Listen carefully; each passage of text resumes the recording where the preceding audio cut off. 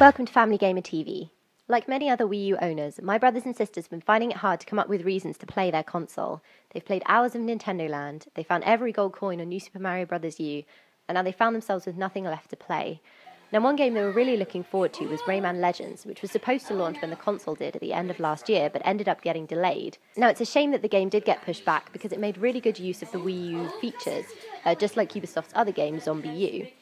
So in Rayman Legends, you can use the GamePad to add a fifth player to the game. So while 4 of you are using the Wii Remote and the normal controls to run around the level just like a normal platformer, the 5th player is controlling a little flying character called Murphy that darts around the level and helps the others out. You use the touchpad to do things like move platforms around for the other players and cut ropes so that they can swing across. You can even get rid of enemies for them. So on the one hand, it's a really cool way to use the gamepad, and on the other hand, it also means you can bring in another player who perhaps doesn't have the same level of skill as the others with normal platform controls. Another thing the gamepad lets you do, like with other Wii U games, is to play the game without the TV. So if someone else is using the television and you want to just play the game on your own, you can just sit back on the sofa and use the gamepad screen to play the game as Rayman or another character. Another rumoured feature that was spotted in a leaked marketing video online was the NFC technology, which is the little black square in the left bottom corner of the gamepad controller. Now, this hasn't been used for any games yet, but it's the same kind of technology as Skylanders, where you put the characters on the portal and they appear in the game. The video showed characters from Ubisoft games placed on the gamepad and then appearing in game footage.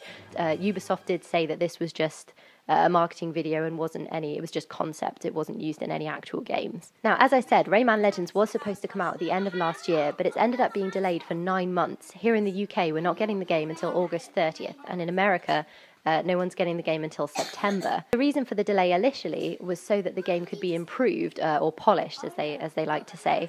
But it ended up being the case that Ubisoft wanted to push the game out onto other platforms as well, presumably because not too many people have bought the Wii U yet. Now, understandably, Wii U owners were pretty upset at the news because it was supposed to be a big game for the Wii U, and the only reason it's been delayed is so that Ubisoft can develop it for the other platforms as well.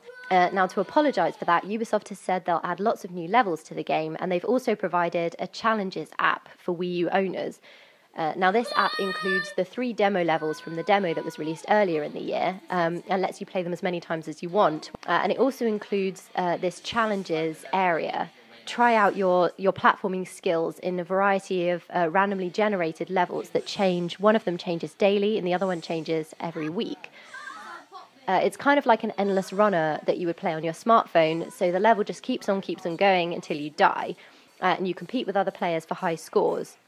Now, there are different challenges, like to get a certain number of lums, which are the little yellow items that you collect in the game, or to fall as far as possible and things like that. It's really good because you can compete with other players across the world, or you can just compete with the other people in your family, the other people on your console. When you play, you'll see ghosts running through the level with you of other players, either across the world or on the same console as you. So now, as well as the Wii U, Rayman Legends is going to launch on the PS3, the Xbox 360, and it was recently announced that it will also come to the PlayStation Vita. Now, this is good news because Rayman Origins in particular was a really good game for the Vita. It had really short levels, so you could play it on the go, and it was just generally pretty fun with the Vita controls and the 2 thumbsticks and everything, and the graphics were really nice. There was one feature in Rayman Origins, though, that was pretty difficult to spot, and not many people knew about it until kind of walkthroughs appeared online. And that was the hidden items in each level that you couldn't find unless you listened to the music and waited for it to change. So what you should be able to hear here if you listen. It's kind of like a rattling noise.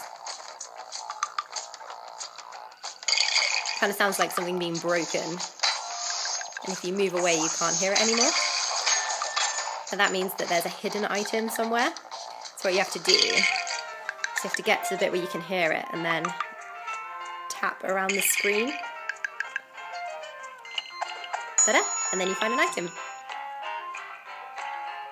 Now, as most people will realise, Rayman has been going on for longer than just Rayman Origins and Rayman Legends. In fact, it goes all the way back to 1995 when the first Rayman game came out on the original PlayStation. My 16-year-old brother in particular, who likes retro games and retro consoles, has been enjoying trying out the PlayStation 1 version, playing it on his PlayStation 3.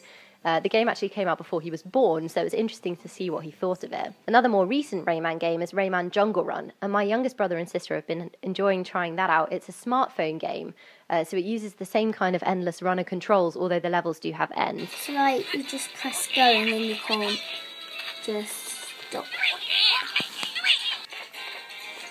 Oh. Move down.